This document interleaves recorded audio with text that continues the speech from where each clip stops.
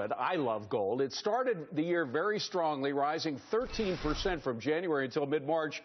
But since then, gold, as you know, has plummeted, falling to its lowest level in 8 months. So maybe now's the time to buy, or is gold set for yet another sell-off? Time for a street fight. For the Bulls, we have Peter Schiff, Euro Pacific Capital CEO, and for the Bears, James Cordier.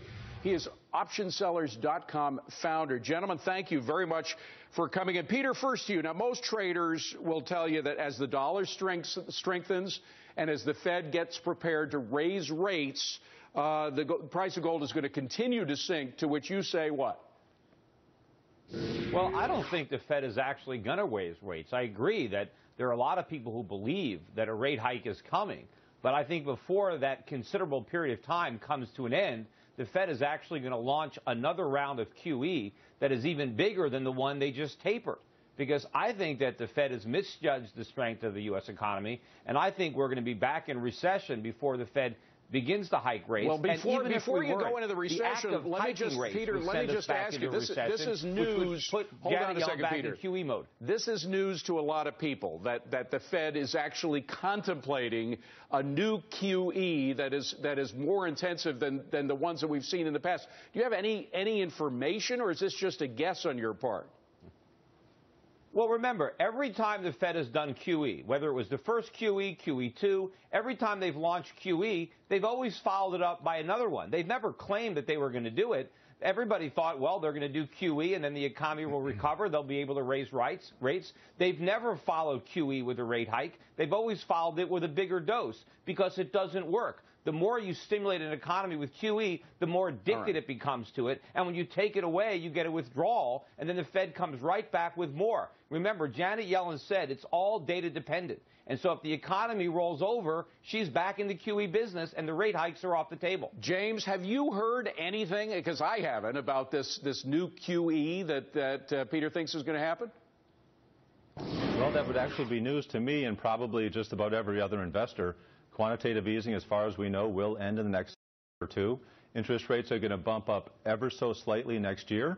And with the European Union still contemplating lower interest rates there, that should continue a strong dollar and make it a very difficult landscape for gold going forward. And, James, we also have the problem that you alluded to of the weakening of both Europe and we haven't talked about China. It does appear, and we just had new information out today, strengthening the notion that China is weakening a little. Won't that also increase the upward pressure of dollar and therefore the lower price pressure on gold?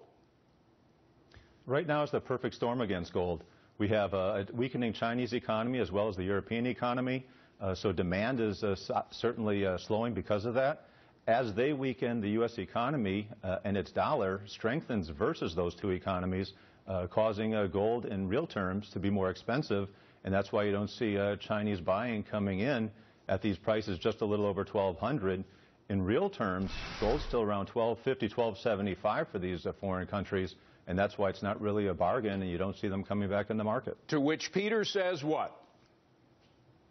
Well, I think from the dollar price perspective, there is a lot of support around this 1,200 level and even a bit below. So I think there's going to be a lot of buying down here, and you usually get a lot of bearishness when gold gets around the 1,200 level. But I don't know how you could be, if you're so bearish on the global economy and you believe the Fed is going to tighten and ultimately shrink its balance sheet, which is something the Fed has never done really in its history. The balance sheet always expands. So we're about to have a tight monetary policy, and we're going to have a weak global economy. How is the U.S. economy in isolation going to withstand this? How is the U.S. not going to roll over into recession? It's a fair question, and it takes a while for Peter to hear me. But, James, how would you answer that question? How does the U.S. economy in light of the weakness from China and Europe?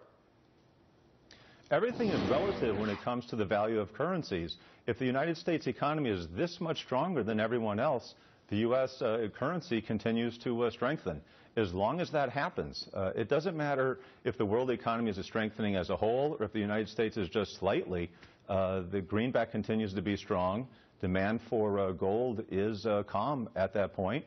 And as long as that environment takes place, a sustained rally back to 1350 or 1375 is very But unlikely. if interest rates are rising, the U.S. economy can't be strong. If interest rates are going to rise here, we're going to be in a bear market in stocks. We're going to be in a bear market in real estate. Consumers are going to be crushed underneath the mountain of debt. The U.S. government's going to have to deal with a huge debt service payment, either with much higher taxes or big cuts to government spending. I don't see how the bubble economy that we've inflated, that is so dependent on cheap money, how does it survive the removal of that cheap money? James, Cordier, I'm going to have to give you the first word the next time we have you guys on because we have literally run out of time. I'm so sorry. Thank you. We could continue this for a while. Peter Schiff, James Cordier, thank you very much, gentlemen. By the way, we want to hear from you folks. Will the gold sell-off continue, or is now the time to buy? Send us a message, facebook.com/afterthebell. Your answer is coming up. Cheryl? Peter Schiff. Tell you, tough guy. All right.